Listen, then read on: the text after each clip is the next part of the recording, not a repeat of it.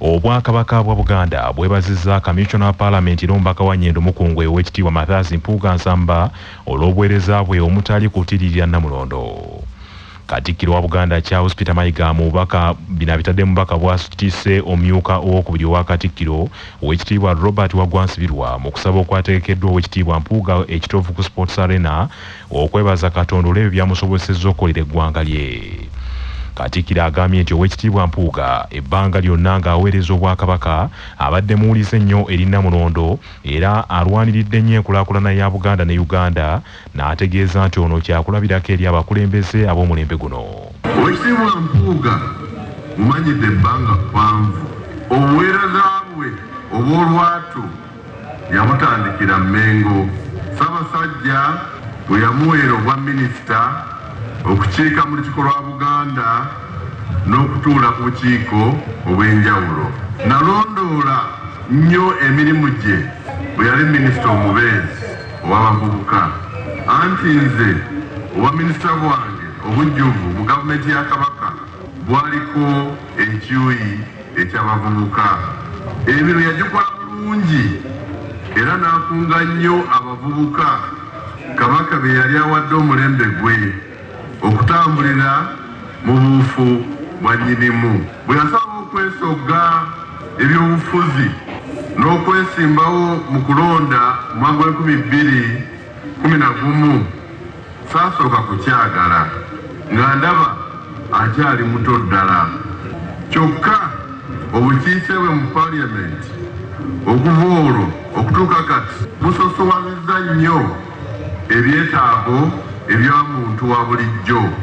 Bwe yali mu kifo ky'omukulu w'oludda oluvuganya gavumenti emirimu yagitambuza mu kifaananyi ky'ebyo ebya byetaaga okutereeza mu nkola y'emirimu ya gavumenti.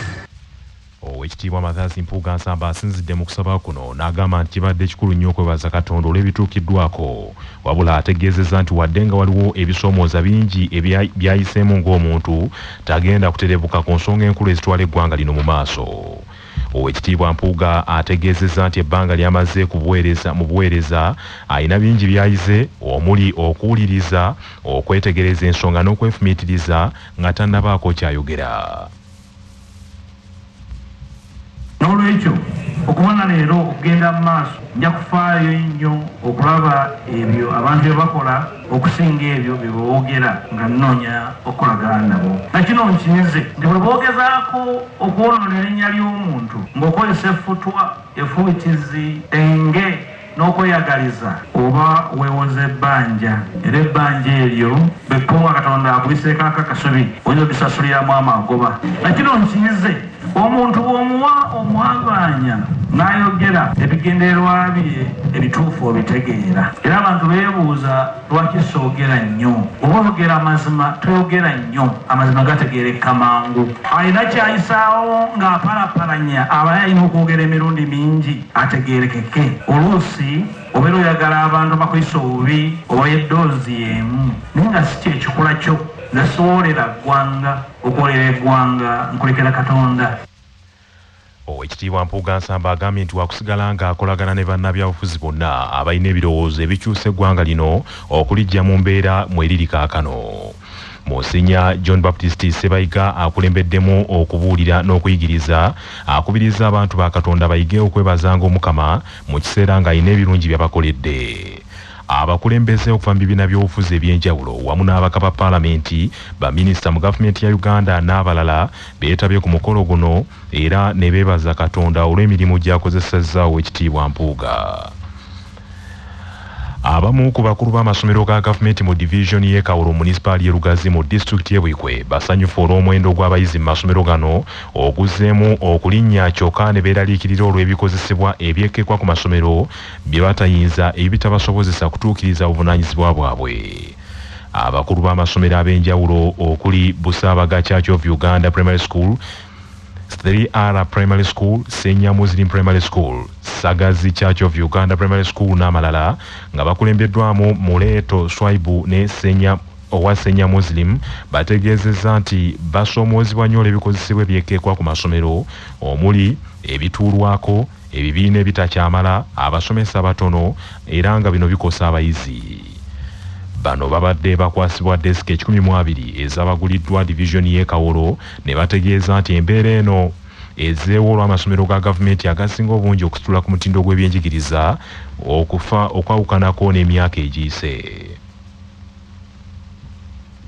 Enamba y'abaana ebisaabaga genda yeeyongera buli ttaamu ewedde twakomekereza tulina abaana 456 enjogera tuwezeza abaana 632 ate nga n'ekirala desks already ze tuyina bajja ne batuzimbira ekizimbe ekya main hall ate ne batatuweerako ki desks katubeera tusengula from one class to another ne tutwala mu hall bwe tutyo entebe tezikyamala abaana. Ekisaabaga abasomesa aba gavumenti tuli abasomesa 8 fekka kitukosa Muleeto Swaibu mukulu w'essomero pamalako ttaamu esooka nga tulina abaana 647 wenjogerera tuli mu baana 684 tulinawo ekizimbe ddala nga kiri mu mbeera mbi kiwandiiseeko report wano ku division so ebizimbe tebinnaba tumala okusinziira ku muwendo gw'abaana ogenda gweyongera.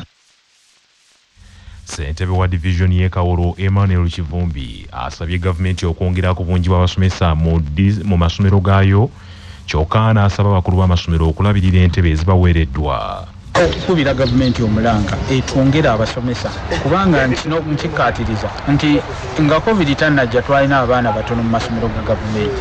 Covid bwe yajja abantu bakitegeera nti amasomero gano baadde batambuza abaana engendo mpanvu ne basembeza abaana okumpi ne we basula. Kati amasomero population yalinnya nnyo kati abasomesa abalimu mu masomero gaffe batono okusinziira ku muwendo gw'abaana. Ensonga lwaki nsaba batongere ku basomesa omulimu gweyongere okubeera omulungi era n'abasomesa bano beetaaga okufuna we basula.